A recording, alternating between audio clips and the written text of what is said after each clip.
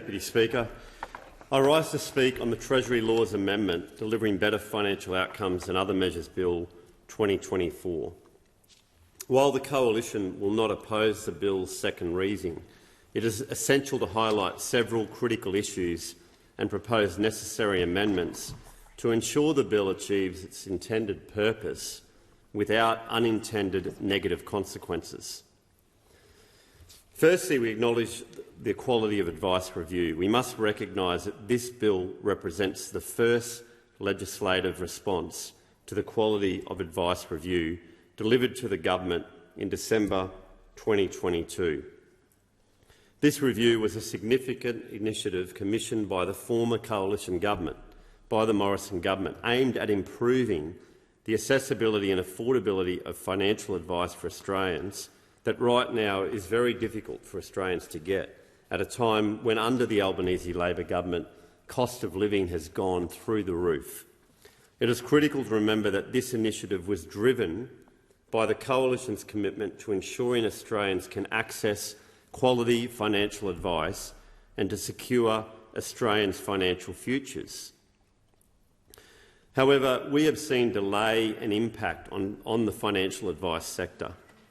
We cannot ignore the significant delay in the introduction of this bill. I mean, the Albanese government was elected over 2 years ago. 2 years ago, and we're just seeing this now.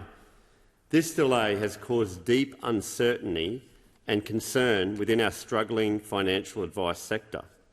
And I've been hearing this regularly as I've been to different events, spoken to different financial advisors at the recent FAAA roadshows, and they're all struggling. And they've been concerned at how long the Albanese Labor government has taken on this, and there's a lot more that they need to do. The minister certainly needs to drive this. Under the current Labor government, this sector has been burdened with higher fees, much higher fees, higher taxes and more red tape.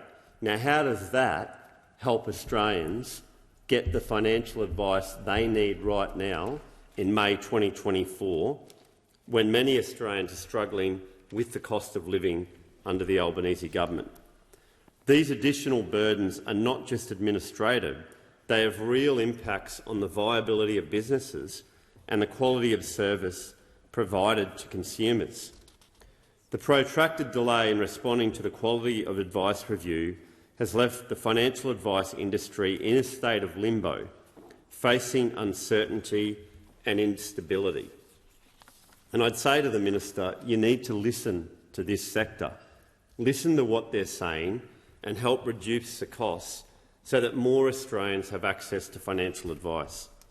It's taken Labor a staggering 16 months to begin responding to the review, with no clear timeline for a full legislative response. And instead of using that time to draft considered legislation, the government has failed to get the basics right, creating more problems than solutions. This has resulted in higher compliance costs and operational difficulties for financial advisors, and ultimately making it more challenging for Australians to access the affordable financial advice they need. Our financial advisors deserve a lot better than what the Albanese government is giving them. They have been calling for reforms that reduce red tape, lower costs, but instead they have been met with legislation that adds complexity and increases their regulatory burden. This is a consequence of government that is just asleep at the wheel, that they're failing to support an industry that is crucial for the financial well-being of Australians. And it's also an example, once again, of a government that said something prior to the election and a minister that said something prior to the election, and then what's actually being delivered today in May 2024. There's been drafting errors and industry impact as well.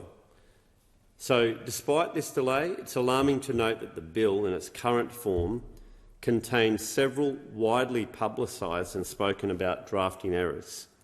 These errors could have severe implications, potentially gutting revenue streams within the financial advice industry and making it harder for Australians to pay for financial advice through their superannuation. And that's a real concern.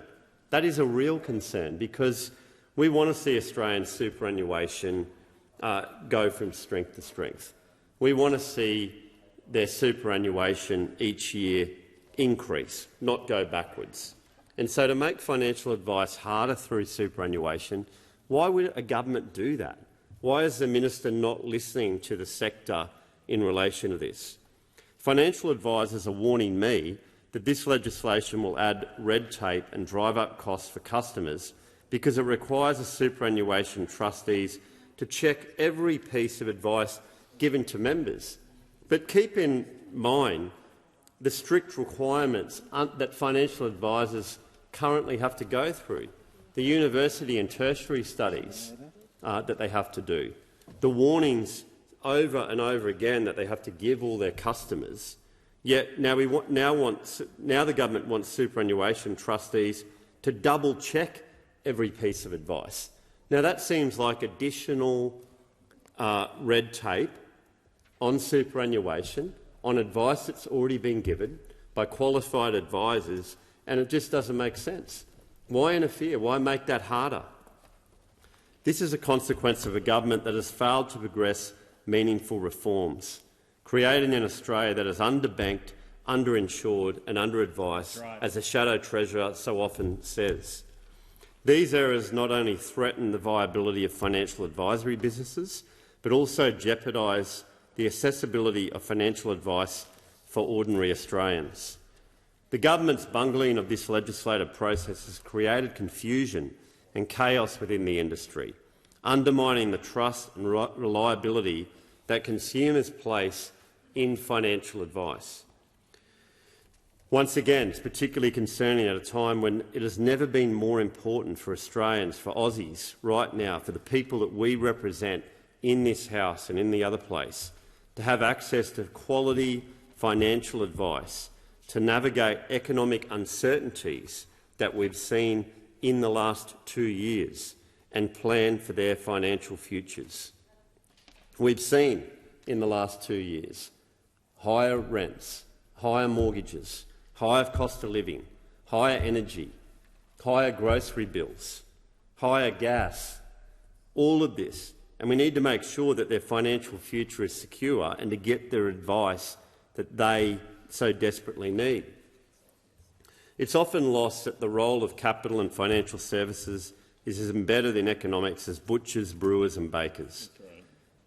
The Shadow Treasurer has spoken about this a lot. An innovative and well-regulated financial system is essential to Australia's prosperity and to solving our productivity challenge. When we reflect on the productivity boom of the 80s, 90s and 2000s, it's clear that reforms to financial markets played a crucial role in supporting that productivity cycle.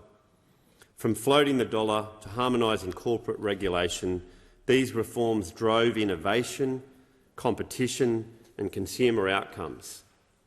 And in the context of today's productivity challenge, it is alarming to see the backward steps from the government, including changes to the super tax regime and the company tax regime. These changes create uncertainty and hinder investments for Australians.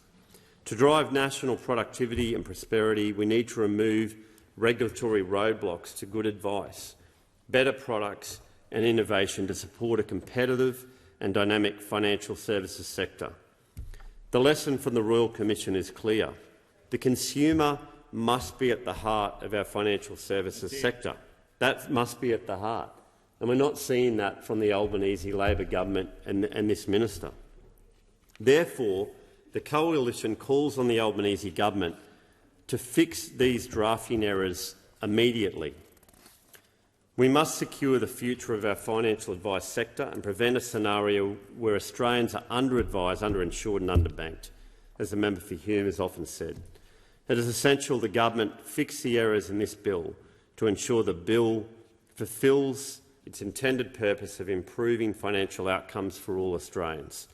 It is essential that the government steps up to address these issues without further delay. The financial advice sector plays a critical role in ensuring that Australians can make informed decisions about their finances, and any legislation affecting this sector must be carefully crafted and error-free. They must fix the mess now, the Albanese Labor government, as the current state of the bill does nothing but add confusion and burden to an already struggling industry. As highlighted by key industry groups, this bill in its current form is a hot mess that fails to deliver on its promises. The Assistant Treasurer has proven to be out of touch and out of depth and unable to deliver meaningful reforms that benefit the financial advice sector and, by extension, all Australians. I would encourage him to listen to the sector and put the benefit of Australians first, put the people first. In conclusion, whilst the Coalition supports the intent behind this bill and will not oppose its second reading, we emphasise the need for urgent amendments to address the current flaws. The government's delay and the resulting uncertainty have already caused enough damage.